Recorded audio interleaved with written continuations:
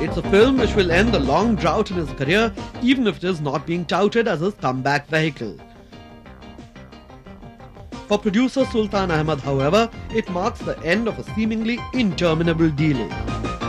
Ahmed's mega project Mahaanta, which waited long for Sanjay Dutt's release from prison, is finally complete and ready to hit the screen by April this year. Considering that it has been in the making for a long time, I think the director, Mr. Afzal Khan, has done a very good job of the film. When you watch the film, kahin bhi aisa nahi lagega ki it's, it's been in the making for a long time.